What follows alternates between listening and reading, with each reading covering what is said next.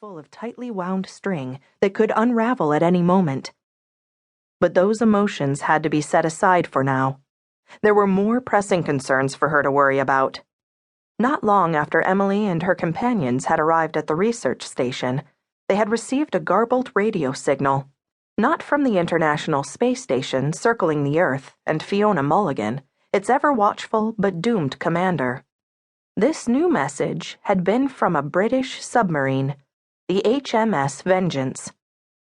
At the sound of the static-broken radio signal, Emily and Jacob had momentarily forgotten their differences and rushed to the radio room.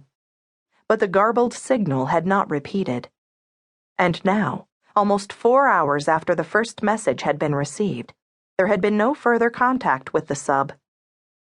As the minutes slipped into hours, Jacob had finally said he had chores to do and left.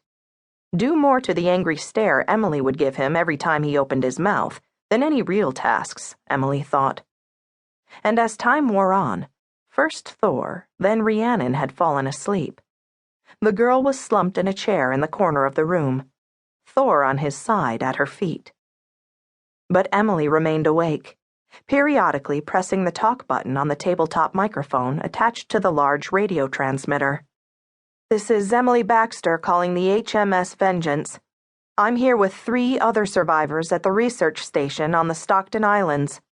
If you can hear me, please respond." She spoke the words robotically now. The initial tone of excitement her voice had carried had moved to anticipation, only to be replaced by one of desperation. Thor gave a long, luxurious stretch of all 4 legs, arched his back, yawned, and looked up at Emily. "Glad you're able to relax," Emily said to the dog, which immediately set his tail sweeping back and forth across the floor. She rose from her seat at the radio and started over to where a slumbering Rhiannon was snoring gently. She was about to shake the girl awake when a crackle of static snapped her attention back to the radio. Emily rushed back to the desk, grabbed the mic in both hands, and thumbed the talk button. "Hello? This is Emily Baxter calling HMS Vengeance. Are you there?"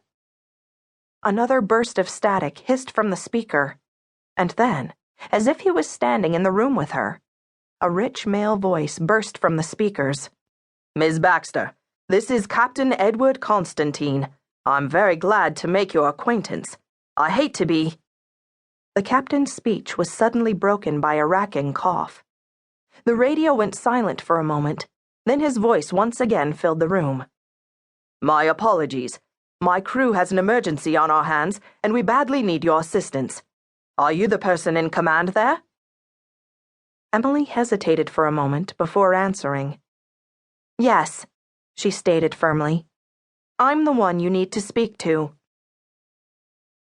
The Vengeance had been laid up at the Canadian Forces Base Halifax in Nova Scotia for resupply and some well-earned R&R for the crew the day the Red Rain had swept across the globe.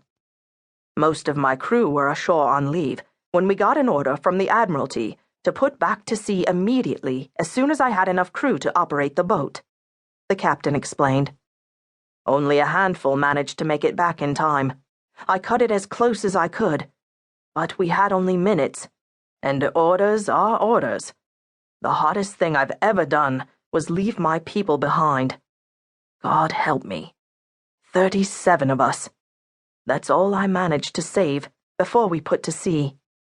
37 out of a crew of 180 men. Even over the low-fidelity radio, Emily could hear the pain of regret in the captain's voice. She wondered if she had that same tone in her own voice when she spoke. The Vengeance and her crew had remained submerged, running radio silent, since that day, listening in disbelief as the world had died around them. Captain Constantine explained that the nuclear submarine could have stayed submerged for months if it had needed to, but 2 days ago, a fire had broken out in the crew quarters. It had spread quickly, filling the ship with choking smoke. By the time the fire was out, 4 more of the crew were dead, and another 3 had suffered serious injuries. Almost everyone else had suffered some kind of burn or smoke inhalation. The fire had damaged the sub's medical bay, and with the